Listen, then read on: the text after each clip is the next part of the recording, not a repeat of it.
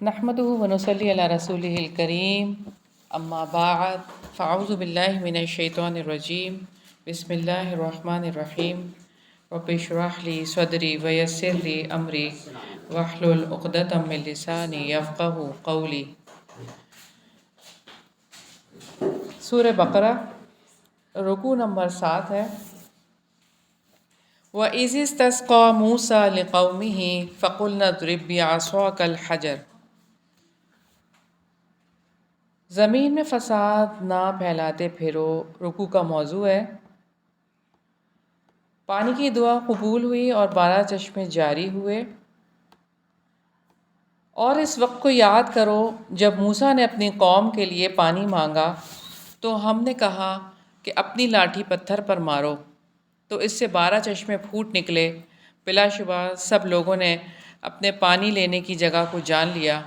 اللہ تعالیٰ کے رزق میں سے کھاؤ اور پیو اور زمین میں فساد کرنے والے بن کر دنگا نہ کرو۔ بنی اسرائیل پر چارج شیٹ جاری کر دی گئی، ذلت اور محتاجی ان پر طاری کر دی گئی۔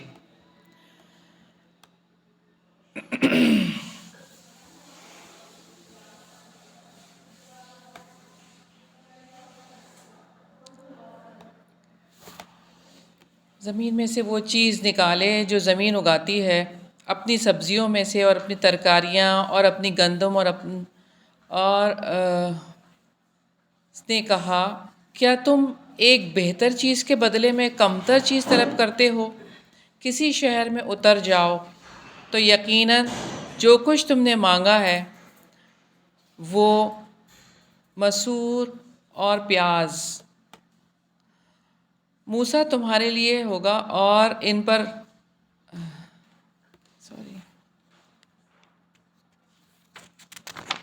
یہاں سے دیکھ کے پڑھتی ہوں، تھوڑی سی وہاں سے مسٹیک ہو رہی ہے۔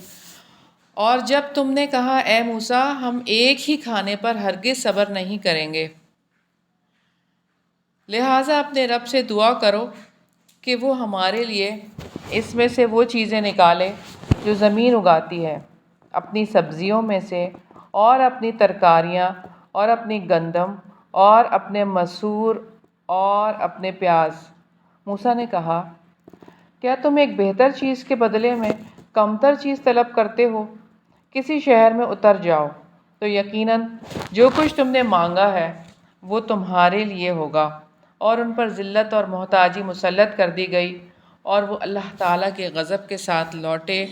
یہ اس وجہ سے ہوا کہ وہ اللہ تعالیٰ کی آیات کے ساتھ کفر کرتے تھے اور اللہ تعالیٰ کے نبیوں کو ناحق قتل کرتے تھے۔ یہ اس وجہ سے جو انہوں نے نافرمانی کی اور وہ حد سے گزر جاتے تھے۔ تو یہاں پہ بنی اسرائیل کی نافرمانیوں کی سزا ہے کہ اللہ تعالیٰ کی ناراضگی انہوں نے لے لی اور ذلت اور محتاجی ان پر مسلط کر دی گئی اور پستی اور بدحالی میں وہ چلے گئے اور اللہ کے غضب میں گر گئے۔ بنی اسرائیل کی نافرمانیوں کی سزا کے حوالے سے ہم دیکھیں کہ ان کو ایک چارج شیٹ دی گئی اللہ تعالیٰ کی آیات کا، کیونکہ انہوں نے انکار کیا، پیغمبروں کا ناحق قتل کیا اور مسلسل نافرمانیاں کی اور وہ شریعت کی حدود سے نکل گئے۔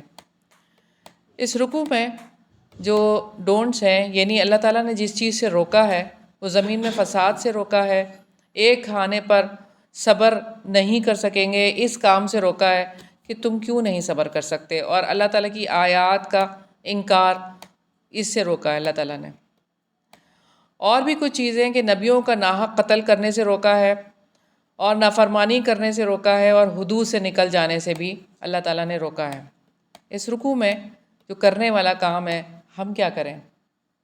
اللہ تعالیٰ کی نافرمانی جن احکامات میں ہوتی ہے ان کا خود جائزہ لینا ہے اور نہ کرنے کا عہد کرنا ہے انشاءاللہ۔ رکوع نمبر 8 ہے، یاد کرو، اس کا موضوع ہے کامیابی کا معیار ایمان اور عمل صالح۔ ان الذین آمنوا والذین ہادوا والنصارى والصابئین، یقیناً جو لوگ ایمان لائے اور جو یہودی ہوئے اور عیسائی اور صابی، جو کوئی اللہ تعالیٰ اور آخرت کے دن پر ایمان لایا اور اس نے نیک کام کیے، ان کا اجر ان کے رب کے پاس ہے اور ان کے لیے نہ کوئی خوف ہوگا اور نہ وہ غمگین ہوں گے۔ تو کامیابی کا معیار کیا ہے؟ اللہ تعالیٰ اور آخرت کے دن پر ایمان لانا اور نیک کام کرنا۔ یہ اللہ تعالیٰ نے کامیابی کا معیار رکھا ہے۔ ایک آپ کے سامنے کامیابی کے حوالے سے واقعہ رکھنا چاہوں گی۔ حضرت خبیب رضی اللہ عنہ جب ان کو کفار مکہ مار رہے تھے اور ان کے زندہ کا مصلح کر رہے تھے، کبھی ان کے چوک میں کھڑا کر کے سارے لوگ ان کے اوپر حملہ کر رہے تھے اور کبھی ان کے ہاتھ کاٹ رہے تھے، کبھی ان کے کان کاٹ رہے تھے زندہ کا، تو خون کے فوارے نکل رہے تھے اور وہ ان سے کہہ رہے تھے کیا تم پسند کرتے ہو کہ تمہاری جگہ آپ صلی اللہ علیہ وسلم ہو؟ تو حضرت خبیب رضی اللہ عنہ نے یہ کہا تھا کہ اگر مجھے ایک کانٹا بھی چبھ جائے تو میں یہ بھی گوارا نہیں کرتا کہ میری جگہ نبی پاک صلی اللہ علیہ وسلم، یعنی ان کو اگر نبی پاک صلی اللہ علیہ وسلم کو ایک کانٹا، ہلکا سا بھی کانٹا چبھ جائے تو میں یہ گوارا نہیں کروں گا کہ میری جگہ آپ صلی اللہ علیہ وسلم ہو۔ اور پھر اسی طرح سے ان کی جب جان نکل رہی تھی تو ان کی زبان سے جو بات نکلی، فُزْتُ بِرَبِّكَ الْكَعْبَةِ، رب کعبہ کی قسم میں کامیاب ہو گیا۔ تو کامیابی کا معیار کیا ہے کہ وہاں پر تو وہ یعنی ان کا مصلح کیا جا رہا ہے اور ان کو شہید کیا جا رہا ہے، لیکن ان کی زبان سے جو چیز ادا ہو رہی ہے وہ یہ کہ میں تو کامیاب ہو گیا۔ تو کامیابی اصل یہ ہے کہ اللہ تعالیٰ اور اس کے رسول پر ایمان لانا۔ تو یہود سے لیا گیا عہد، کتاب کو مضبوطی سے پکڑو اور اسے یاد کرو۔ وَإِذْ أَخَذْنَا مِيثَاقَكُمْ وَرَفَعْنَا فَوْقَكُمُ الطُّورَ، اور جب ہم نے تم سے پختہ عہد لیا اور ہم نے تم پر پہاڑ کو بلند کیا، اور جو کچھ ہم نے تمہیں دیا ہے اسے مضبوطی کے ساتھ پکڑو اور جو اس میں ہے اسے یاد کرو تاکہ تم بچ جاؤ۔ تو یہود سے جو عہد لیا گیا وہ کیا؟ کتاب کو مضبوطی کے ساتھ پکڑنا، جو کچھ اس میں ہے اسے یاد کرنا۔ ہمارے لیے بھی یہی بات ہے کہ کتاب کو مضبوطی کے ساتھ پکڑیں اور اس میں جو کچھ ہے اس کو یاد رکھیں۔ یہود کی عہد شکنی تھی، ثم تولیتم، پھر اس کے بعد تم اس سے پھر گئے۔ تو اگر اللہ تعالیٰ کا فضل اور اس کی رحمت تم پر نہ ہوتی تو تم ضرور خسارہ اٹھانے والوں میں سے ہو جاتے۔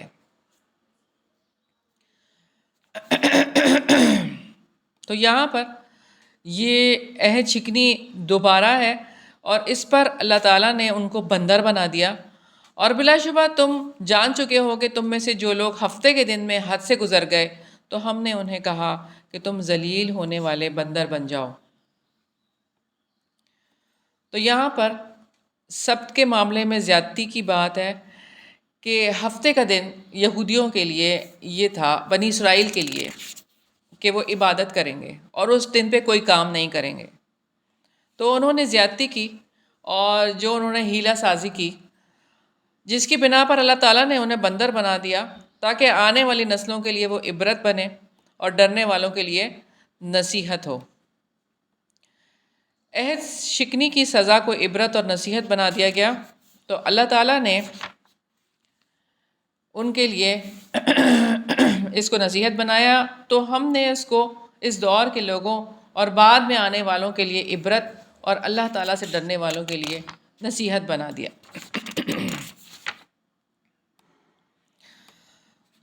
اللہ تعالیٰ نے گائے کو ذبح کرنے کا حکم دیا۔ وَإِذْ قَالَ مُوسَىٰ لِقَوْمِهِ إِنَّ اللَّهَ يَأْمُرُكُمْ أَن تَذْبَحُوا بَقَرَةً، اور اس وقت کو یاد کرو جب موسیٰ نے اپنی قوم سے کہا یقیناً اللہ تعالیٰ تمہیں حکم دیتا ہے کہ ایک گائے ذبح کرو۔ انہوں نے کہا کیا تم ہمارا مذاق بناتے ہو؟ موسیٰ نے کہا میں اللہ تعالیٰ کی پناہ مانگتا ہوں کہ میں جاہلوں میں سے ہو جاؤں۔ یہاں پر ایک واقعے کی طرف اشارہ ہے کہ گائے ذبح اس لیے کرنے کے لیے کہا تھا کہ آگے ہم اس کو پڑھیں گے کہ بنی اسرائیل میں ایک شخص نے اپنے چچا کی بیٹی سے نکاح کرنا چاہا، لیکن وہ آوارہ قسم کا تھا، جس کی وجہ سے چچا نے منع کر دیا، تو اس پر اس نے اپنے چچا کو قتل کر دیا اور لاش کہیں اور ڈال دی تاکہ اس پر الزام نہ آئے۔ تو قاتل کو تلاش کرنے کے لیے گائے کو ذبح کرنے کا حکم دیا گیا، اور پھر اس کے بعد بنی اسرائیل نے سوالوں کی بوچھاڑ کر دی، تو جس پر اللہ تعالیٰ نے انہیں یہ بات بتائی کہ آپ اس گائے کو ذبح کریں۔ قَالُوا ادْعُ لَنَا رَبَّكَ يُبَيِّن لَنَا مَا هِيَ، انہوں نے کہا ہمارے لیے اپنے رب سے دعا کرو کہ وہ ہم پر واضح کر دے کہ وہ کیسی ہو۔ موسیٰ نے کہا بے شک اللہ تعالیٰ فرماتا ہے کہ یقیناً وہ گائے نہ بوڑھی ہو اور نہ بچھیا، بلکہ اس کے درمیان جوان عمر کی ہو، لہٰذا تم کرو جو تمہیں حکم دیا جاتا ہے۔ پھر بھی اتنے پر اکتفا نہیں کیا، اور پھر انہوں نے پوچھا، انہوں نے کہا ہمارے لیے اپنے رب سے دعا کرو کہ وہ ہمارے لیے واضح کر دے کہ اس کا رنگ کیسا ہو۔ موسیٰ نے کہا بے شک اللہ تعالیٰ فرماتا ہے کہ یقیناً وہ زرد رنگ کی گائے ہو، اس کا رنگ چمکنے والا ہو کہ دیکھنے والوں کو خوش کرتی ہو۔ پھر بھی اس پر انہوں نے کوئی بھی جو تک ان کے کانوں پہ نہیں رینگی۔ پھر بھی انہوں نے مطالبہ کیا، انہوں نے کہا ہمارے لیے اپنے رب سے دعا کرو کہ وہ ہمارے لیے واضح کر دے کہ وہ کیسی ہو، بے شک گائے ہم پر مشتبہ ہو گئی ہے، اور یقیناً اگر اللہ تعالیٰ نے چاہا تو ہم ضرور مقصد تک پہنچنے والے ہوں گے۔ تو یہودیوں نے نشانیاں پہچان کر گائے ذبح کی۔ آخر کار موسیٰ نے جواب دیا یقیناً اللہ تعالیٰ فرماتا ہے کہ وہ گائے ایسی ہو کہ نہ جوتی ہوئی ہو کہ زمین میں ہل چلاتی ہو، نہ کہ زمین میں ہل چلاتی ہو، اور نہ کھیتیوں کو پانی دیتی ہو، صحیح سالم ہو اور اس میں کوئی داغ نہ ہو۔ انہوں نے کہا اب تم حق لائے ہو۔ پھر انہوں نے اسے ذبح کیا اور وہ قریب نہ تھے کہ کرتے۔ تو اللہ تعالیٰ نے گائے کو ذبح کرنے کا جو حکم دیا، بنی اسرائیل نے بہت کٹ حجتیاں کی، اور انہوں نے گائے ذبح کی بالآخر، اور وہ ایسا تھا کہ وہ کرتے ہوئے معلوم نہیں ہوتے تھے۔ اس رکوع میں جو کرنے والے کام ہیں، شکر گزار بننا ہے، نیک عمل کرنا ہے، اور کتاب کو مضبوطی سے پکڑنا ہے، اور کتاب کو یاد کرنا ہے، اور کتاب کو یاد کرنا ہے۔ دوبارہ اللہ تعالیٰ نے یہ بات دوسری آیت میں فرمائی، اسی آیت میں 63، تقوی اختیار کرنا ہے۔ پھر اور کرنے والے کام کیا ہیں؟ پختہ عہد کرنا ہے، عبرت پکڑنا ہے، نصیحت حاصل کرنی ہے، اور جو اس رکوع میں نہیں کرنے ہیں کام وہ ہیں عہد سے پھر جانا، جاہلوں میں سے ہونا، مذاق اڑانا اور کٹ حجتیاں کرنا۔ ہم کیا کریں؟ آج کے دن اللہ تعالیٰ کے حکم کی نافرمانی کرتے ہوئے یہ سوچنا ہے کہ اللہ تعالیٰ کے عہد کی خلاف ورزی پر آسمان زمین پر گر سکتا ہے، زمین پھٹ سکتی ہے، اور میں اس میں سما سکتی ہوں انشاءاللہ۔ رکوع نمبر 9 ہے قتل پر جھگڑا۔ وَإِذْ قَتَلْتُمْ نَفْسًا فَادَّارَأْتُمْ فِيهَا، اور اس وقت کو یاد کرو جب تم نے ایک شخص کو قتل کر دیا، پھر ایک دوسرے سے اس بارے میں جھگڑا کرنے لگے، اور اللہ تعالیٰ اس کو نکالنے والا تھا جو تم چھپاتے تھے۔ یہ وہی بات جو بھی ہم دیکھ کے بیٹھے ہیں کہ ان کو جو ایک شخص کو قتل کیا گیا اور اس کے بعد گائے کو ذبح کرنے کا حکم دیا گیا۔ حیات بعد الموت کے ثبوت کے لیے مقتول کو زندہ کر کے نشانی بنا دیا اللہ تعالیٰ نے۔ چنانچہ ہم نے حکم دیا کہ اس لاش کو، اس گائے کا کوئی ٹکڑا مارو۔ اس طرح اللہ تعالیٰ مردوں کو زندہ کرتا ہے اور تمہیں اپنی نشانیاں دکھاتا ہے تاکہ تم سمجھو۔ لیکن یہود کی سنگ دلی کہ اتنا سب کچھ ہونے کے باوجود ان کے دل کیسے تھے۔ پھر اس کے بعد تمہارے دل سخت ہو گئے، تو وہ پتھروں کی طرح یا سختی میں اس سے بڑھ کر ہو گئے، اور بے شک پتھروں میں سے یقیناً کچھ وہ ہیں جن سے نہریں پھوٹ نکلتی ہیں، اور بے شک ان میں سے یقیناً وہ بھی ہے جو پھٹ جاتا ہے تو اس میں سے پانی نکل آتا ہے، اور بے شک ان میں سے ہے جو یقیناً اللہ تعالیٰ کے خوف سے گر پڑتا ہے، اور اللہ تعالیٰ اس سے ہرگز بے خبر نہیں جو تم عمل کرتے ہو۔ تو یہاں پہ سنگدلی کی مثال کے لیے اللہ تعالیٰ نے پتھر کی مثال دی ہے، اور جن سے پتھر ایسے ہوتے ہیں کہ جن سے چشمے بھی پھوٹ نکلتے ہیں، مگر وہ لوگ پتھروں سے بھی گئے گزرے، اللہ تعالیٰ کے خوف سے گر پڑتے ہیں، یعنی لینڈ سلائڈنگ ہوتی ہے پہاڑی علاقوں میں، جب پہاڑوں پہ سے پتھر گرتے ہیں ان میں سے پانی نکل آتا ہے، تو کیا تم طمع رکھتے ہو کہ وہ تمہارے لیے ایمان لے آئیں؟ حالانکہ یقیناً ان میں سے ایک گروہ ہمیشہ سے اللہ تعالیٰ کا کلام سنتا ہے، پھر اس کے بعد اس کو بدل دیتے ہیں کہ وہ اسے سمجھ لیتے ہیں اور وہ جانتے ہیں۔ دو چہرے والے، وَإِذَا لَقُوا الَّذِينَ آمَنُوا قَالُوا آمَنَّا، اور جب ان لوگوں سے ملتے ہیں جو ایمان لاتے ہیں تو کہتے ہیں ہم ایمان لائے، اور جب بعض ان کا بعض کی طرف تنہا ہوتے ہیں تو کہتے ہیں کہ کیا تم انہیں وہ باتیں بتاتے ہو جو اللہ تعالیٰ نے تم پر کھولی ہیں تاکہ وہ ان کے ساتھ تمہارے رب کے پاس تم سے جھگڑا کریں، تو کیا تم سمجھتے نہیں؟ اللہ تعالیٰ سب کچھ جانتے ہیں۔ اولا یعلمون ان اللہ یعلم ما یسرون وما یعلنون، کیا وہ نہیں جانتے کہ یقیناً اللہ تعالیٰ جانتا ہے جو کچھ وہ چھپاتے ہیں اور جو کچھ وہ ظاہر کرتے ہیں۔ یہودی آرزوئیں رکھتے ہیں، علم نہیں رکھتے، اور ان میں سے کچھ ان پڑھ بھی ہیں جو کتاب کا علم ہی نہیں رکھتے سوائے چند آرزوؤں کے، اور ان کے سوا کچھ نہیں کہ وہ گمان کرتے ہیں، کلام اللہ کی بیوپاری کرتے ہیں۔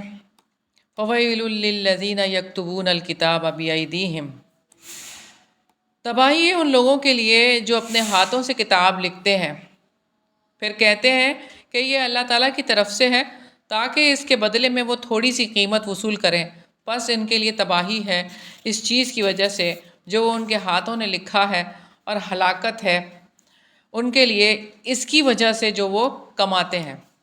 یہود کی خوش فہمی ہے کہ جہنم کی آگ ہمیں ہرگز نہیں چھوئے گی۔ وہ کہتے ہیں وَقَالُوا لَن تَمَسَّنَا النَّارُ إِلَّا أَيَّامًا مَّعْدُودَةً، اور انہوں نے کہا جہنم کی آگ ہمیں ہرگز نہیں چھوئے گی مگر گنے ہوئے چند دن۔ کہہ دو کیا تم نے اللہ تعالیٰ سے کوئی عہد لے رکھا ہے؟ تو وہ اپنے عہد کی خلاف ورزی کبھی نہیں کرے گا، یا تم اللہ تعالیٰ پر ایسی بات کہتے ہو جو تم نہیں جانتے۔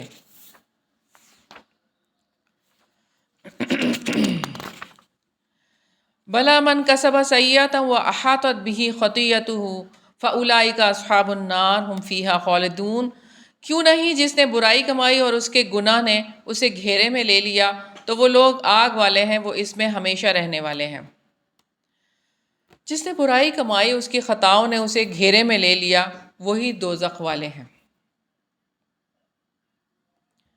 برائی کا وبال ہے، ایمان اور عمل صالح کرنے والے جنت میں ہمیشہ ہمیشہ رہیں گے۔ والذین آمنوا وعملوا الصالحات اولئک اصحاب الجنہ ہم فیہا خالدون، اور جو لوگ ایمان لائے اور نیک عمل کیے وہی لوگ جنت والے ہیں اور وہ اس میں ہمیشہ رہنے والے ہیں۔ اس رکوع میں جو کرنے والے کام ہیں، عقل سے کام لینا، ایمان لانا، نیک عمل کرنا، اور جو کام نہیں کرنے، ایمان والوں کے سامنے ایمان لانے کا دعویٰ کرنا، کتاب کا علم نہ رکھنا، کتاب کے بارے میں آرزوئیں اور گمان رکھنا، اپنے ہاتھوں سے کتاب لکھ کر اسے کتاب اللہ قرار دینا، یہ کام نہیں کرنے، اور جہنم کی آگ سے بچنے کے دعوے کرنا، برائی کمانا، خطاؤں کا گھیر لینا، یہ کام نہیں کرنے۔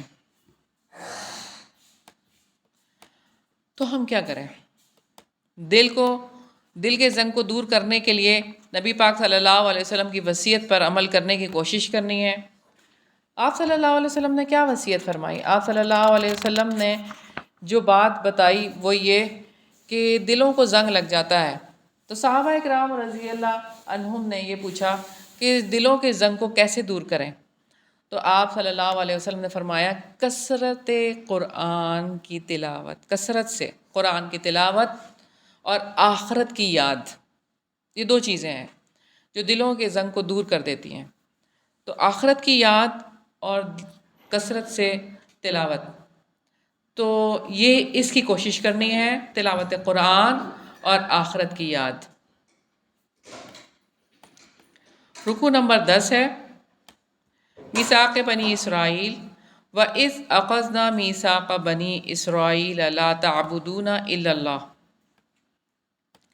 اور جب ہم نے بنی اسرائیل سے پختہ عہد لیا کہ تم اللہ تعالیٰ کے سوا کسی کی عبادت نہ کرو گے، اور والدین اور رشتہ داروں اور یتیموں اور مسکینوں سے احسان کرو گے، اور لوگوں سے اچھی بات کہو، اور نماز قائم کرو اور زکوٰۃ ادا کرو، پھر تم میں سے تھوڑے سے لوگوں کے ماں سوا سب اس عہد سے پھر گئے اور تم منہ موڑنے والے تھے۔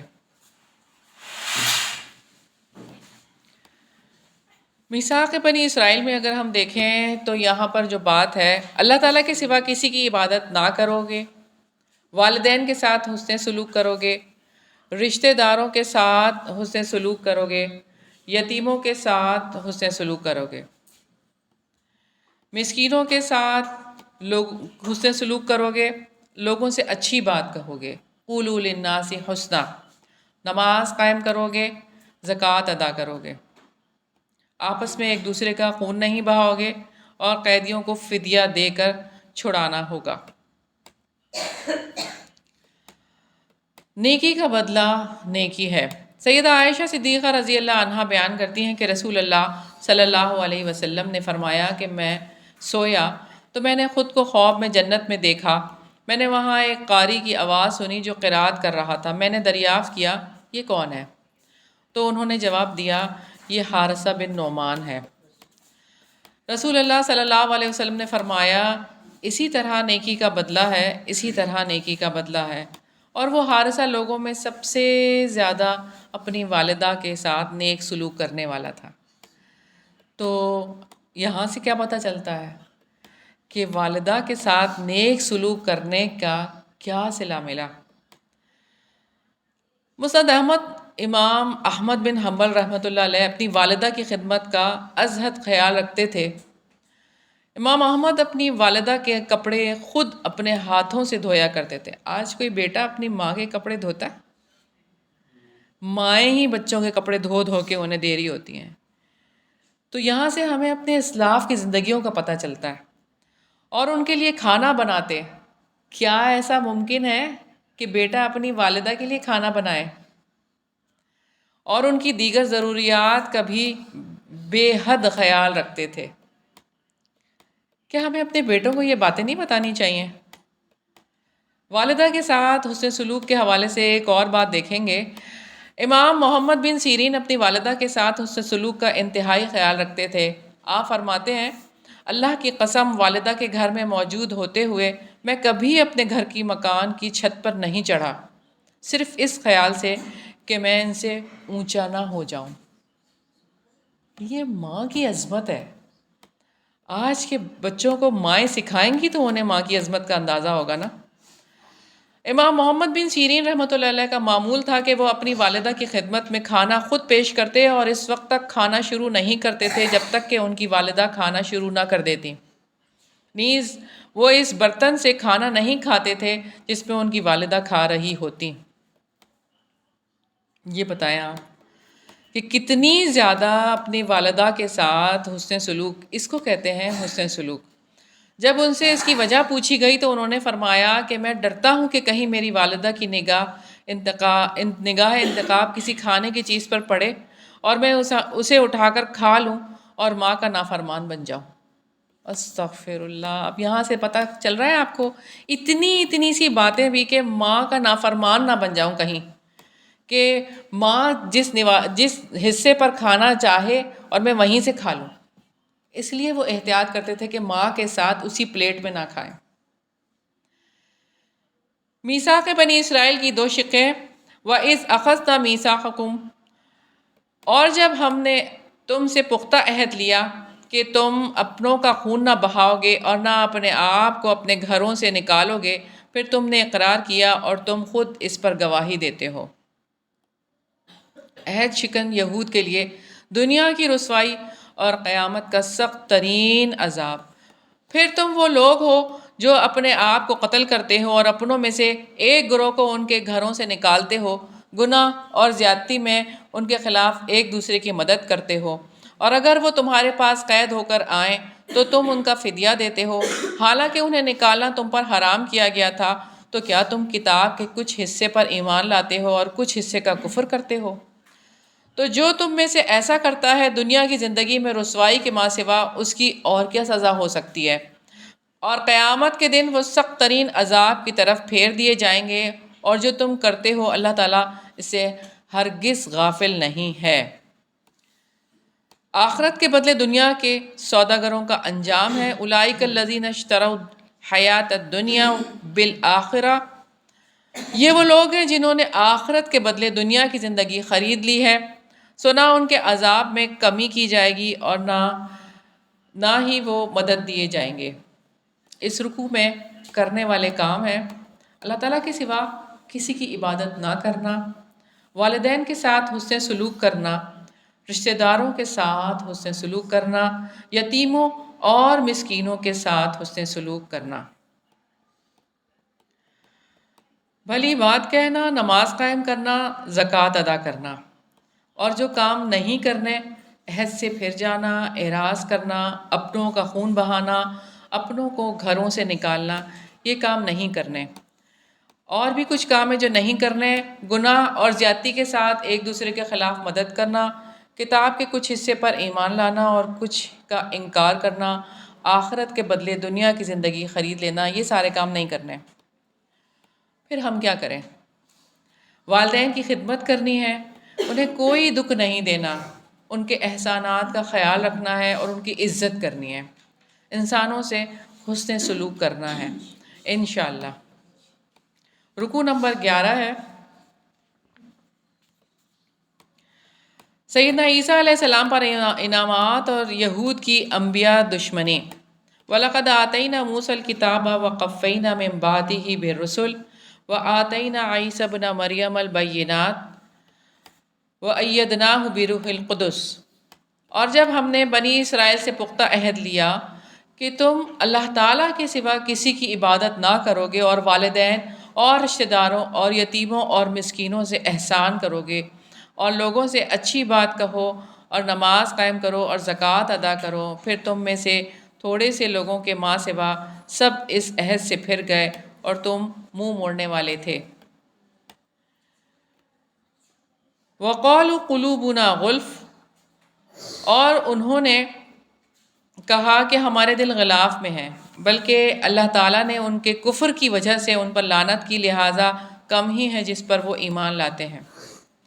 تو رسول آنے پر یہود کا رویہ اللہ تعالیٰ کی کتابوں کو خواہش نفس کے خلاف محسوس کیا، سرکشی کی،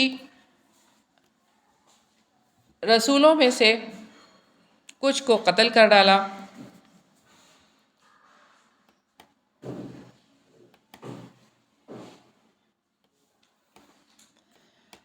رویے کی خرابی کا اصل سبب یہ تھا کہ نفس کی تسلی، انہوں نے اپنے نفس کو تسلی دی، بڑوں کا دین نہیں چھوڑ سکتے۔ یعنی آج بھی ہم دیکھتے ہیں کہ کچھ لوگ یہی بات کہہ کر اپنے آپ کو بچا لیتے ہیں کہ ہمارے باپ دادا میں یہی چلا آ رہا ہے، اس لیے ہم یہ کرتے ہیں۔ تو یہ نفس کی تسلی ہے۔ کتاب آنے سے پہلے فتح کی دعائیں کرنے والے کافر بن گئے۔ یہود فتح کی دعائیں کیا کرتے تھے، وَلَمَّا جَاءَهُمْ كِتَابٌ مِّنْ عِندِ اللَّهِ مُصَدِّقٌ لِّمَا مَعَهُمْ، اور جب اللہ تعالیٰ کی طرف سے ان کے پاس ایک کتاب آ گئی جو اس کی تصدیق کرنے والی ہے جو ان کے پاس ہے، حالانکہ وہ اس سے پہلے کافروں پر فتح مانگا کرتے تھے، پھر جب وہ چیز ان کے پاس آ گئی جسے انہوں نے پہچان لیا تو انہوں نے اس کے ساتھ کفر کیا۔ کفر کرنے والوں پر اللہ تعالیٰ کی لعنت ہے۔ بکے ہوئے ضدی لوگوں نے اللہ تعالیٰ کا غضب مول لیا۔ بری ہے وہ چیز وہ جس کے بدلے میں انہوں نے اپنے آپ کو بیچ ڈالا کہ وہ انکار کر دیں اس کا جو اللہ تعالیٰ نے نازل کیا، اس ضد کی وجہ سے کہ اللہ تعالیٰ اپنا کچھ فضل اپنے بندوں میں سے جس پر چاہتا ہے نازل کرتا ہے، پھر وہ غضب پر غضب لے کر لوٹے، اور کافروں کے لیے توہین آمیز عذاب ہے۔ انبیاء کے قاتل پہلی کتابوں کی آڑ میں قرآن کا انکار کرتے ہیں۔ وَإِذَا قِيلَ لَهُمْ آمِنُوا بِمَا أَنزَلَ اللَّهُ قَالُوا نُؤْمِنُ بِمَا أُنزِلَ عَلَيْنَا وَيَكْفُرُونَ بِمَا وَرَاءَهُ، اور جب ان سے کہا جاتا ہے کہ اس پر ایمان لے آؤ جو اللہ تعالیٰ نے نازل کیا ہے، تو کہتے ہیں کہ ہم اس پر تو ایمان رکھتے ہیں جو ہم پر نازل کیا گیا، اور جو اس کے علاوہ ہے اس کا وہ کفر کرتے ہیں، حالانکہ وہ حق ہے اور جو ان کے پاس ہے اس کی تصدیق کرنے والا ہے۔ کہہ دو کہ اگر تم ایمان لانے والے تھے تو اس سے پہلے انبیاء کو کیوں قتل کرتے تھے؟ معجزات آنے کے بعد بچھڑے کی پرستش کا ظلم، اور بلا شبہ یقیناً تمہارے پاس موسیٰ روشن نشانیاں لے کر آئے، پھر تم نے اس کے بعد بچھڑے کو پکڑ لیا، حالانکہ تم ظلم کرنے والے تھے۔ نافرمان یہودیوں کو بچھڑے کی محبت پلا دی گئی، اور اس وقت کو یاد کرو جب ہم نے تم سے پختہ عہد لیا اور تمہارے اوپر پہاڑ کو اٹھایا کہ جو کچھ ہم نے تمہیں دیا ہے اسے قوت کے ساتھ پکڑو اور سنو۔ انہوں نے کہا ہم نے سن لیا، اور ہم نے نافرمانی کی، اور ان کے کفر کی وجہ سے ان کے دلوں میں بچھڑے کی محبت پلا دی گئی۔ کہہ دو کہ اگر تم ایمان والے ہو تو بری چیز ہے جس کا حکم تمہیں تمہارا ایمان دیتا ہے۔ دعوت مباہلہ ہے۔ قُلْ إِنْ كَانَتْ لَكُمُ الدَّارُ الْآخِرَةُ عِنْدَ اللَّهِ خَالِصَةً مِّن دُونِ النَّاسِ، کہہ دو کہ اگر آخرت کا گھر اللہ تعالیٰ کے نزدیک سب لوگوں کے ماں سوا خاص تمہارے ہی لیے ہے، تو اگر تم سچے ہو تو موت کی تمنا کرو۔ تو یہاں دعوت مباہلہ تھی کہ جب انہوں نے یہ کہا کہ ہم چاہتے ہیں کہ آپ صلی اللہ علیہ وسلم کے بارے میں کہ آپ جو ہے اللہ کے نبی نہیں ہیں، تو آپ صلی اللہ علیہ وسلم نے ان کو دعوت دی کہ آ جائیں اور آ کر کے ہم دعا کر لیتے ہیں، تو آپ موت کی تمنا کر لیں، یعنی کہ اگر تمہارے لیے ہی جنت ہے تو موت کی تمنا کرو۔ یہود اپنے اعمال کی وجہ سے موت کی تمنا کبھی نہیں کریں گے۔ وَلَن يَتَمَنَّوْهُ أَبَدًا بِمَا قَدَّمَتْ أَيْدِيهِمْ، اور وہ ہرگز اس کی تمنا کبھی نہیں کریں گے اس کی وجہ سے جو ان کے ہاتھوں نے آگے بھیجا، اور اللہ تعالیٰ ظالموں کو خوب جاننے والا ہے۔ یہود زندگی کے حریص ہیں، اور آپ انہیں ان لوگوں میں سب سے زیادہ زندگی پر حریص پاؤ گے، اور ان لوگوں سے بھی جنہوں نے شرک کیا، ان کا ہر ایک یہ چاہتا ہے کہ کاش اسے 1000 برس کی عمر دے دی جائے، حالانکہ وہ اسے عذاب سے بچانے والی نہیں، یہ کہ اسے لمبی عمر دی جائے، اور اللہ تعالیٰ خوب دیکھنے والا ہے جو وہ عمل کرتے ہیں۔ یہود سچے حق پرست نہیں ہیں، نبیوں کا قتل کرتے تھے، معجزات کا انکار کیا، انہوں نے بچھڑے کو معبود بنایا، طور پر میثاق کرتے ہوئے یہ کہا سنا ہے نہ مانیں گے، یعنی انہوں نے کہا سمعنا وعصینا، کہ ہم نے سنا تو ہے لیکن مانیں گے نہیں، اور دنیا کی محبت میں ڈوبے رہے۔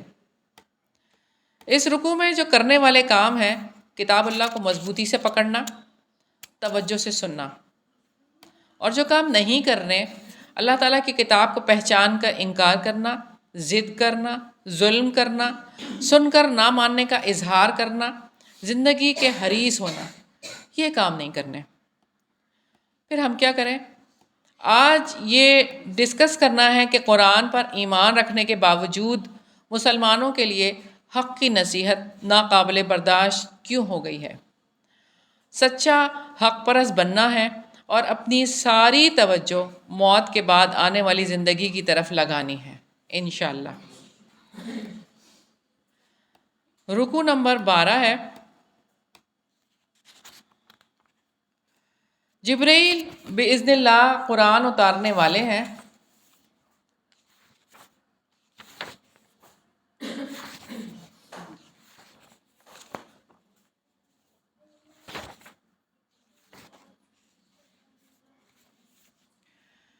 قُلْ مَنْ كَانَ عَدُوًّا لِجِبْرِيلَ فَإِنَّهُ نَزَّلَهُ عَلَىٰ قَلْبِكَ بِإِذْنِ اللَّهِ۔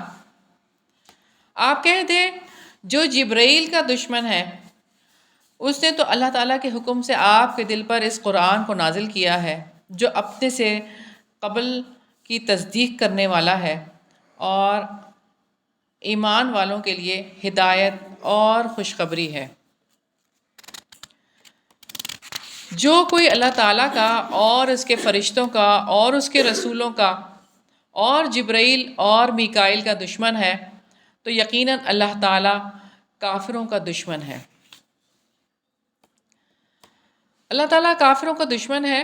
جو کوئی یہاں پر یہ بات ہم دیکھ چکے، واضح آیات کا انکار فاسق ہی کرتے ہیں۔ وَلَقَدْ أَنزَلْنَا إِلَيْكَ آيَاتٍ بَيِّنَاتٍ، اور بلا شبہ یقیناً ہم نے آپ پر واضح آیات نازل کی ہیں اور اس کا انکار فاسقوں کے سوا کوئی نہیں کرتا۔ کیا جب کبھی انہوں نے کوئی عہد کیا تو ان میں سے ایک گروہ نے اس کو پھینک دیا، بلکہ ان میں سے اکثر ایمان نہیں رکھتے۔ بنی اسرائیل کی عہد شکنی ہے، کیا جب کبھی انہوں نے کوئی عہد کیا تو ان میں سے ایک گروہ نے اس کو پھینک دیا، بلکہ ان میں سے اکثر ایمان نہیں رکھتے۔ اہل کتاب نے ایمان کو اپنی پشتوں کے پیچھے ڈال دیا، اور جب ان کے پاس اللہ تعالیٰ کی طرف سے کوئی رسول آیا جو اس چیز کے لیے تصدیق کرنے والا ہے جو اس کے پاس ہے، تو ان لوگوں میں سے ایک گروہ نے جنہیں کتاب دی گئی تھی اللہ تعالیٰ کی کتاب کو اپنی پشتوں کے پیچھے پھینک دیا، گویا وہ جانتے ہی نہیں۔ شیاطین جادو سکھاتے تھے، لوگ نقصان دہ علم سیکھتے تھے۔ وَاتَّبُوا مَا تَتْلُو الشَّيَاطِينُ عَلَىٰ مُلْكِ سُلَيْمَانَ وَمَا كَفَرَ سُلَيْمَانُ وَلَٰكِنَّ الشَّيَاطِينَ كَفَرُوا يُعَلِّمُونَ النَّاسَ السِّحْرَ۔ شیاطین کی بات ہے کہ وہ جادو سکھاتے تھے اور وہ اس چیز کے پیچھے لگ گئے جسے شیاطین سلیمان کی بادشاہت میں پڑھا کرتے تھے، اور سلیمان نے کفر نہیں کیا لیکن شیاطین نے کفر کیا کہ وہ لوگوں کو جادو سکھاتے تھے، اور جو بابل میں 2 فرشتوں ہاروت اور ماروت پر نازل کیا گیا، حالانکہ وہ دونوں کسی ایک کو نہیں سکھاتے تھے جب تک کہ وہ یہ نہ کہہ دیتے کہ ہم تو یقیناً آزمائش ہیں، چنانچہ تو کفر نہ کر۔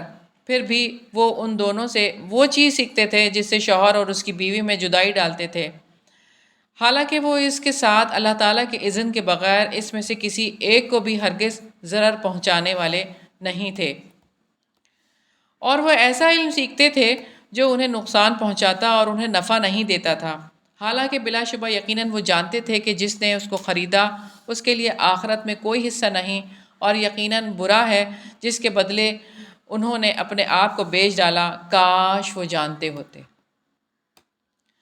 اللہ تعالیٰ کے احکامات کو پس پش ڈالنے والے سچے دل سے ایمان نہیں لاتے، عہد توڑتے ہیں، انسانوں کو نقصان پہنچاتے ہیں، آخرت کے بدلے دنیا خرید لیتے ہیں، جادو سیکھتے ہیں جس سے شوہر اور بیوی میں جدائی ڈالیں۔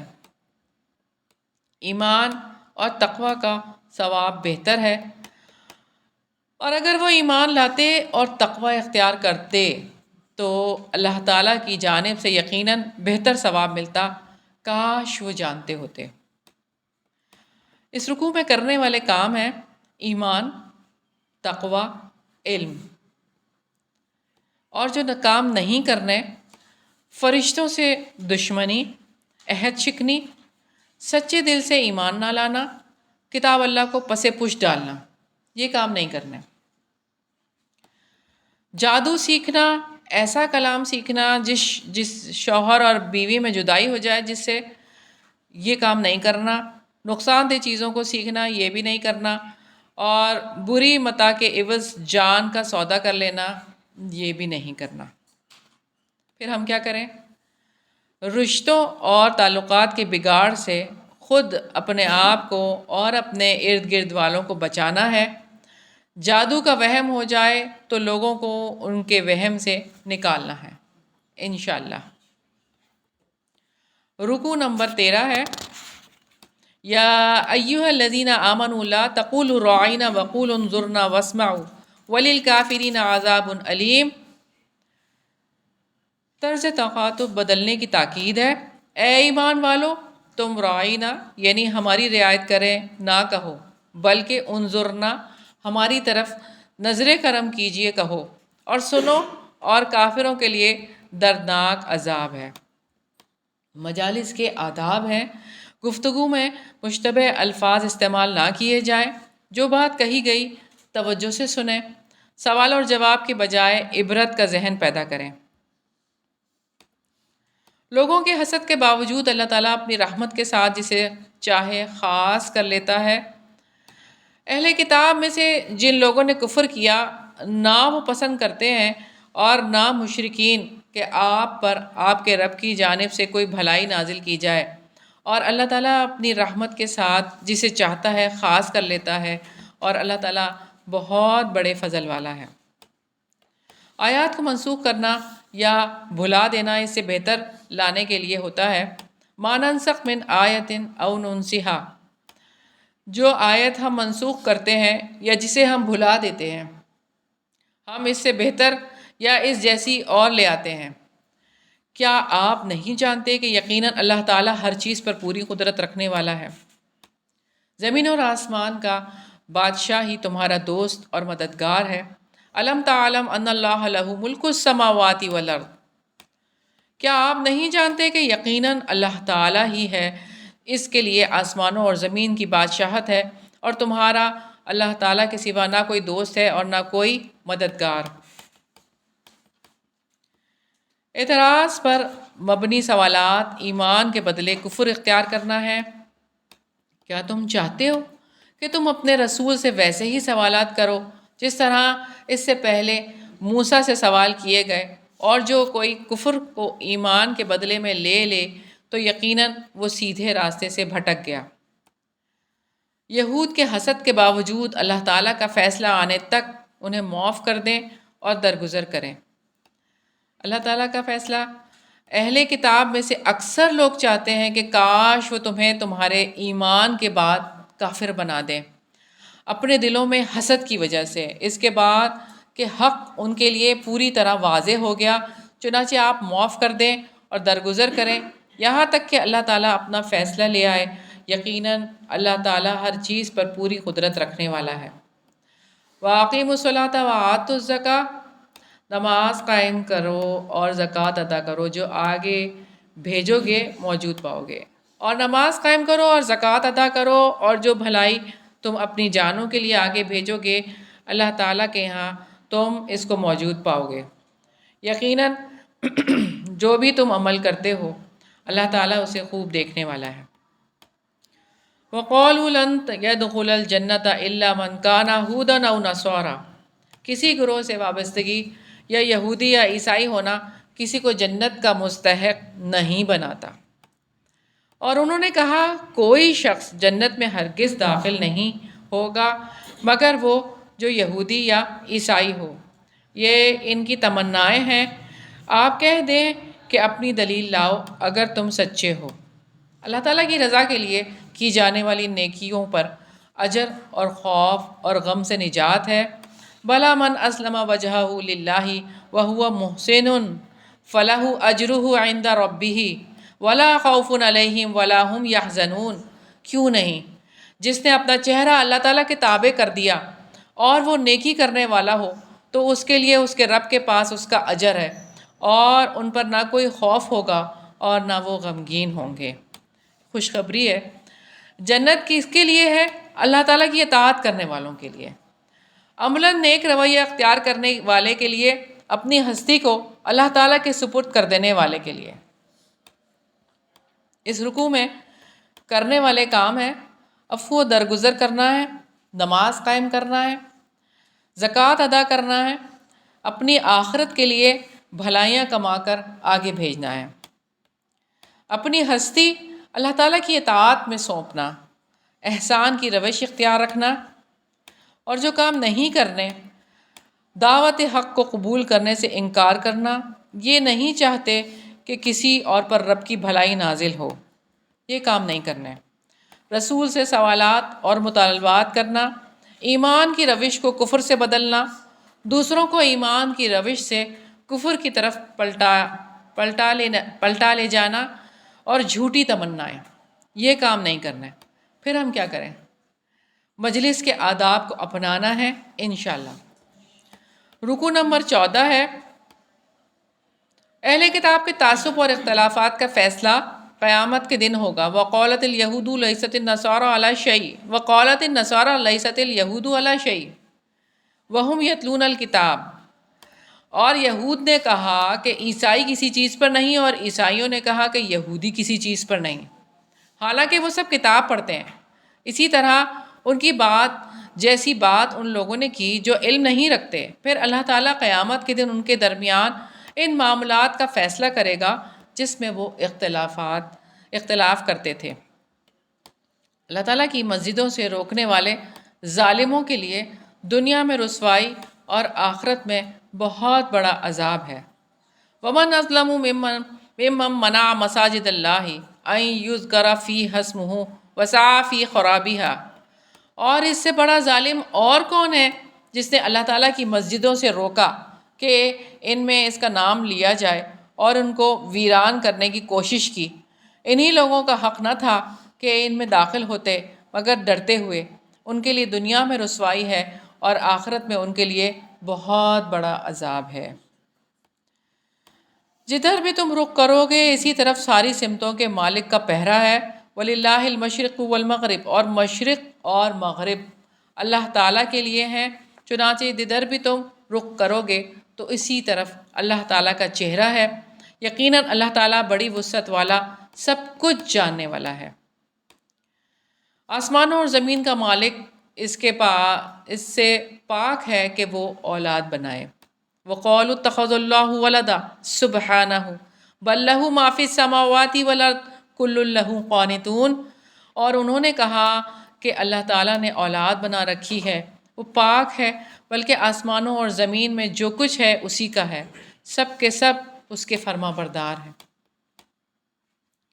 زمین اور آسمان کے موجد کا فیصلہ نافذ ہو کر رہتا ہے۔ آسمانوں اور زمین کا موجد ہے، اور وہ جب کسی کام کا فیصلہ کرتا ہے تو یقیناً اس کو وہ کہتا ہے کہ ہو جا، تو وہ ہو جاتا ہے۔ معجزات کا اور اللہ تعالیٰ سے بات کرنے کا مطالبہ کرنے میں سب کے دل ایک جیسے ہیں۔ وَقَالَ الَّذِينَ لَا يَعْلَمُونَ لَوْلَا يُكَلِّمُنَا اللَّهُ أَوْ تَأْتِينَا آیَةٌ، اور جو لوگ علم نہیں رکھتے انہوں نے کہا کہ اللہ تعالیٰ خود ہم سے بات کیوں نہیں کرتا، یا ہمارے پاس کوئی نشانی کیوں نہیں آتی۔ اسی طرح ان کی بات کی طرح ان لوگوں نے کہا جو ان سے پہلے تھے، ان سب کے دل ایک جیسے ہو گئے۔ یقیناً ہم نے آیتیں صاف صاف بیان کر دی ہیں ان لوگوں کے لیے جو یقین کرتے ہیں۔ اللہ تعالیٰ نے محمد رسول اللہ صلی اللہ علیہ وسلم کو خوشخبری سنانے والا اور ڈرانے والا بنا کر بھیجا۔ اِنَّا أَرْسَلْنَاكَ بِالْحَقِّ بَشِيرًا وَنَذِيرًا وَلَا تُسْأَلُ عَنْ أَصْحَابِ الْجَحِيمِ، یقیناً ہم نے آپ کو حق کے ساتھ خوشخبری سنانے والا اور ڈرانے والا بنا کر بھیجا ہے، اور آپ سے اہل دوزخ کے بارے میں نہیں پوچھا جائے گا۔ تو جو دوزخ میں جانے والے ہیں وہ اپنے اعمال کی وجہ سے ہی جائیں گے۔ اللہ تعالیٰ کی ہدایت یا یہود و نصارہ کی خواہشات کی پیروی، اور یہودی اور عیسائی آپ سے ہرگز راضی نہیں ہوں گے یہاں تک کہ آپ ان کی ملت کی پیروی کریں۔ آپ کہہ دیں کہ یقیناً حقیقی ہدایت تو اللہ تعالیٰ کی ہدایت ہے، اور یقیناً اگر اس علم کے بعد جو آپ کے پاس آ چکا آپ نے ان کی خواہشات کی پیروی کی تو اللہ تعالیٰ سے بچانے میں نہ آپ کا کوئی دوست ہوگا اور نہ کوئی مددگار۔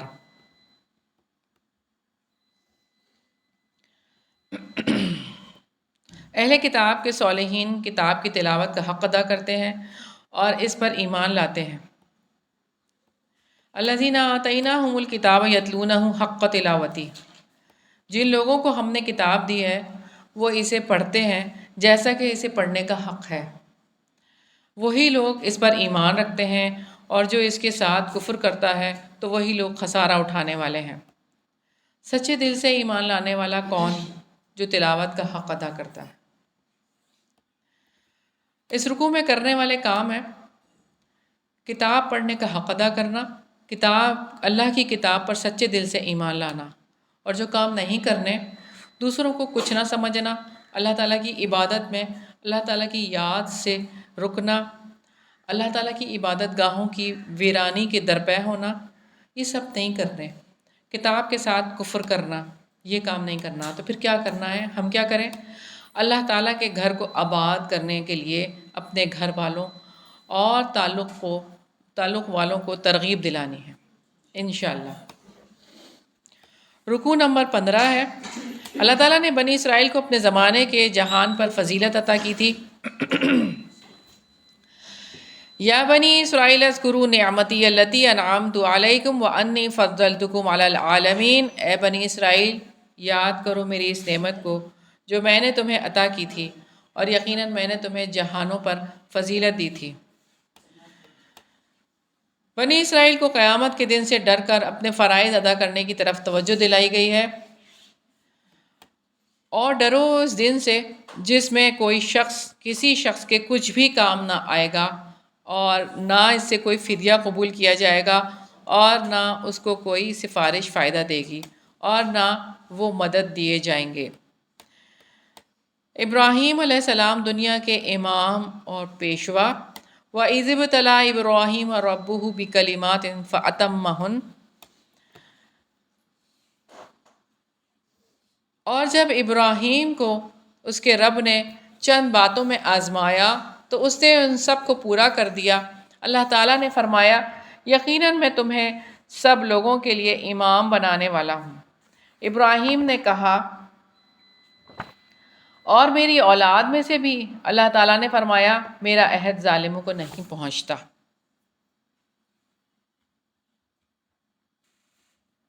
مقام ابراہیم نماز کی جگہ، بیت اللہ امن کا مرکز ہے، اسے پاک صاف رکھو۔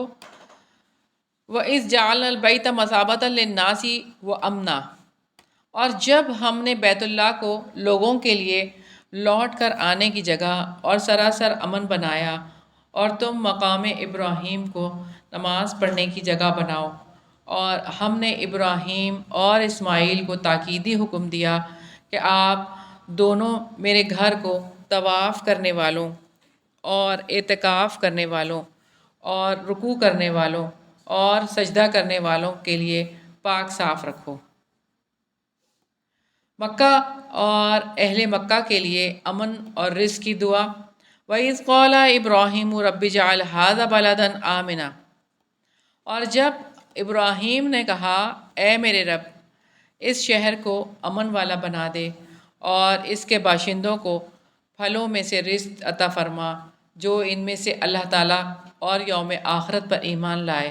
اللہ تعالیٰ نے فرمایا اور جس نے کفر کیا تو میں اسے بھی تھوڑا فائدہ دوں گا، پھر اسے آگ کے عذاب کی طرف بے بس کر دوں گا، اور وہ بدترین لوٹنے کی جگہ ہے۔ بیت اللہ کی تعمیر کے وقت قبولیت کی دعائیں ہیں۔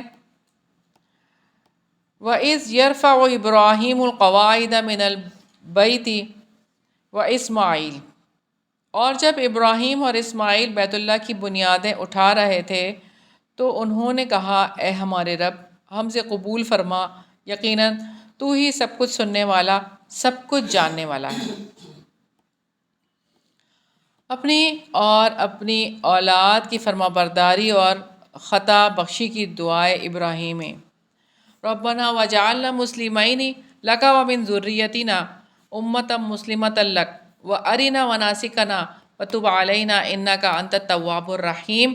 اے ہمارے رب، ہمیں اپنے لیے فرما بردار بنا اور ہماری اولاد میں سے بھی ایک امت اپنے لیے فرما بردار بنا، اور ہمیں ہماری عبادت کے طریقے دکھا اور ہماری توبہ قبول فرما، یقیناً تو بڑا توبہ قبول کرنے والا نہایت رحم والا ہے۔ عالمی مرکز اسلامی بیت اللہ کی آباد کاری کے لیے رسول مبعوث کرنے کی دعا، یعنی حضرت ابراہیم علیہ السلام نے پوری دنیا کے لیے ایک رسول بھیجنے کی دعا کی، یعنی نبی پاک صلی اللہ علیہ وسلم کے لیے، اے ہمارے رب، اور ان لوگوں میں انہی میں سے ایک رسول بھیج جو انہیں تیری آیات پڑھ کر سنائے اور انہیں کتاب اور حکمت کی تعلیم دے اور ان کو پاک کرے، یقیناً آپ ہر چیز پر غالب اور کمال حکمت والے ہیں۔ ابراہیم علیہ السلام کی دعائیں مرکز اسلامی کے لیے: اس شہر کو امن کا شہر بنا دیجئے، اس کے باشندوں کو رزق عطا کیجئے، ہم سے خدمت قبول فرما لیجئے، ہمیں عبادت کے طریقے بتائیے، ہماری نسل میں سے ایسی قوم اٹھانا جو آپ کی فرما بردار ہو، ہماری خطاؤں سے درگزر فرمائیے۔ ہمیں بھی یہ دعائیں کرنی چاہیے۔ عالمی مرکز اسلامی کی مستقل تنظیم: ایسا رسول اٹھائیے جو تیری آیات سنائے، کتاب کی تعلیم دے، حکمت کی تعلیم دے، لوگوں کی زندگیاں سنوارے۔ جو کرنے والے کام ہیں: آزمائش میں پورا اترنا، اللہ تعالیٰ سے دعائیں کرنا، اللہ تعالیٰ کی کتاب کی تعلیم دینا، عبادت گزاری، اللہ تعالیٰ کی اطاعت کرنا، حکمت کی تعلیم دینا، اللہ کے گھر کی صفائی اور پاکیزگی کا اہتمام کرنا، اللہ تعالیٰ کی آیات سنانا اور اللہ تعالیٰ کی بندوں کی زندگیاں سنوارنا۔ اور جو کام نہیں کرنے: ظلم، اللہ تعالیٰ کے احکامات کا انکار۔ ہم کیا کریں؟ حضرت ابراہیم علیہ السلام کی طرح ہر معاملے میں دعاؤں کا سلسلہ جاری رکھنا ہے انشاءاللہ۔ اس پارے کا آخری رکوع ہے رکوع نمبر 16۔ ملت ابراہیمی سے منہ موڑنے والا احمق ہے۔ وَمَن يَرْغَبُ عَن مِّلَّةِ إِبْرَاهِيمَ إِلَّا مَن سَفِهَ نَفْسَهُ، اور کون ہے جو ابراہیم کی ملت سے منہ موڑے مگر وہی جس نے خود کو بے وقوف بنا لیا ہو، حالانکہ ہم نے اسے ابراہیم کو دنیا میں چن لیا تھا اور بلا شبہ وہ یقیناً آخرت میں صالحین میں سے ہوگا۔ ابراہیم علیہ السلام نے اللہ تعالیٰ کے حکم پر سر تسلیم خم کر دیا۔ اذ قال له ربه اسلم قال اسلمت لرب العالمین، جب اس کے رب نے اس سے کہا فرما بردار ہو جا تو اس نے کہا میں جہانوں کے رب کا فرما بردار ہو گیا۔ ابراہیم علیہ السلام اور یعقوب علیہ السلام کی اپنی اولاد کو فرما برداری کی وصیت: وَوَصَّىٰ بِهَا إِبْرَاهِيمُ بَنِيهِ وَيَعْقُوبُ، اور اس کی وصیت ابراہیم نے اپنے بیٹوں کو کی اور یعقوب نے بھی: اے میرے بیٹو، یقیناً اللہ تعالیٰ نے تمہارے لیے دین کو منتخب کیا ہے، تو ہرگز نہ تم مرنا مگر اس حال میں کہ تم فرما بردار ہو۔ یعقوب علیہ السلام کا بیٹوں سے سوال: میرے بعد کس کی عبادت کرو گے؟ ام کنتم شہداء اذ حضر یعقوب الموت، کیا تم اس وقت موجود تھے جب یعقوب کو موت آئی، جب اس نے اپنے بیٹوں سے کہا میرے بعد تم کس کی عبادت کرو گے؟ انہوں نے کہا ہم آپ کے معبود اور آپ کے آبا ابراہیم، اسماعیل اور اسحاق کے معبود کی عبادت کریں گے جو ایک ہی معبود ہے، اور ہم اسی کے لیے فرما بردار ہیں۔ بزرگوں کی نیکیوں کا ثواب بعد والی نسلوں کو نہیں ملتا۔ تِلْکَ أُمَّةٌ قَدْ خَلَتْ لَهَا مَا كَسَبَتْ وَلَكُمْ مَا كَسَبْتُمْ، وہ ایک امت تھی جو یقیناً گزر گئی، جو کچھ اس نے کمایا وہ اس کے لیے ہے، اور جو کچھ تم نے کمایا وہ تمہارے لیے ہے، اور تم سے اس کے بارے میں نہیں پوچھا جائے گا جو وہ کیا کرتے تھے۔ یہودی یا عیسائی ہونے پر نہیں ابراہیم علیہ السلام کا طریقہ اختیار کرنے پر ہدایت ملے گی۔ وَقَالُوا كُونُوا هُودًا أَوْ نَصَارَىٰ تَهْتَدُوا قُلْ بَلْ مِلَّةَ إِبْرَاهِيمَ حَنِيفًا وَمَا كَانَ مِنَ الْمُشْرِكِينَ، اور انہوں نے کہا کہ تم یہودی ہو جاؤ یا عیسائی ہو جاؤ تو ہدایت پاؤ گے۔ آپ کہتے نہیں، بلکہ ابراہیم کی ملت جو ایک اللہ کا ہونے والا تھا اور وہ مشرکوں میں سے نہ تھا۔ قرآن و سنت پر ایمان لانے والے انبیاء کے درمیان فرق نہیں کرتے۔ آپ سب کہو کہ ہم اللہ تعالیٰ پر ایمان لائے اور اس پر ایمان لائے جو ہماری طرف نازل کیا گیا، اور جو ابراہیم، اسماعیل، اسحاق، یعقوب اور اولاد یعقوب کی طرف نازل کیا گیا، اور جو موسیٰ اور عیسیٰ علیہ السلام اور دوسرے سب نبیوں کو ان کے رب کی طرف سے دیا گیا۔ ہم ان میں سے کسی ایک کے درمیان کوئی فرق نہیں کرتے، اور ہم اللہ تعالیٰ ہی کے فرما بردار ہیں۔ اہل کتاب قرآن اور سنت پر ایمان لائیں گے تو ہدایت پائیں گے، ورنہ وہ مخالفت میں ہیں۔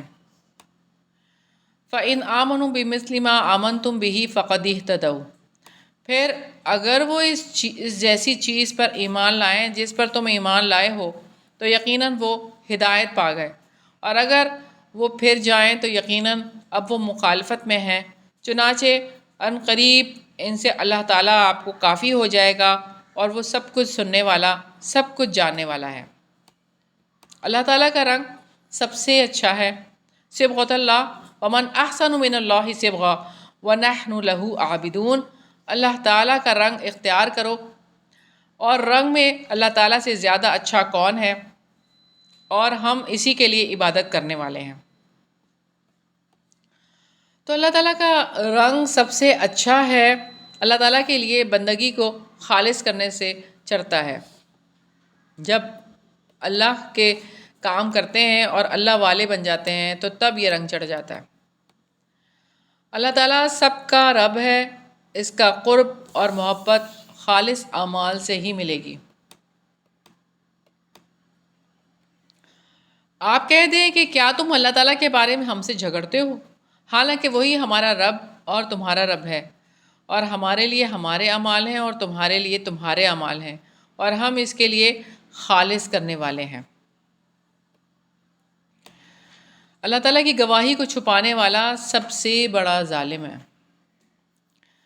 ام تقولون ان ابراہیم و اسماعیل و اسحاق و یعقوب والاسباط، یا تم کہتے ہو کہ یقیناً ابراہیم، اسماعیل، اسحاق، یعقوب اور ان کی اولاد سب یہودی یا عیسائی تھے؟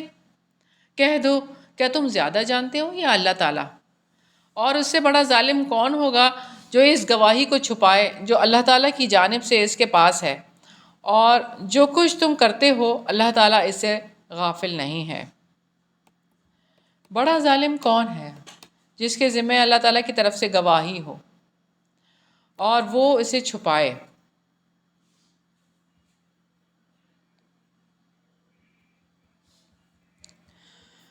انسان کا ذاتی عمل ہی اس کے کام آئے گا۔ جو انسان خود عمل کرے گا وہی اس کے کام آئے گا، کسی کا کرنا اس کے کام نہیں آئے گا۔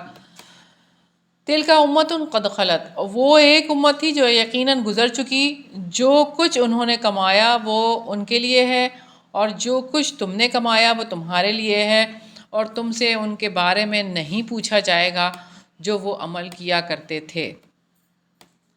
اس رکوع میں کرنے والے کام ہیں نیک عمل کرنا، یکسوئی، صحابہ کرام کی طرح اسلام لانے کی کوشش کرنا، اپنے آپ کو رب العالمین کے حوالے کرنا، ایمان کا اقرار کرنا، اللہ تعالیٰ کا رنگ اختیار کرنا،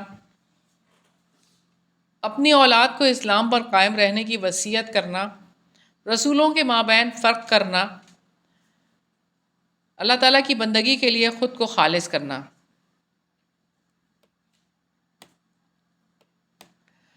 اور جو کام نہیں کرنے ابراہیم کے طریقے سے نفرت کرنا یہ کام نہیں کرنا، جہالت کا رویہ اختیار کرنا، شرک کرنا، حماقت میں مبتلا ہونا، دوسروں کو اسلام کے بجائے اپنے مذہب کی طرف دعوت دینا، حق سے منہ پھیرنا، یہ سارے کام نہیں کرنے۔ اور پھر ہم کیا کریں؟ ہر کام کرتے ہوئے یہ سوچنا ہے کہ میرا رخ اللہ تعالیٰ کی طرف ہے یا نہیں، انشاءاللہ۔ تو الحمدللہ ہمارا پہلا پارہ مکمل ہوا۔ اللہ تعالیٰ سے دعا ہے کہ اللہ تعالیٰ اس کو ہمارے لیے عمل کا ایک پیمانہ بنا دے، آمین۔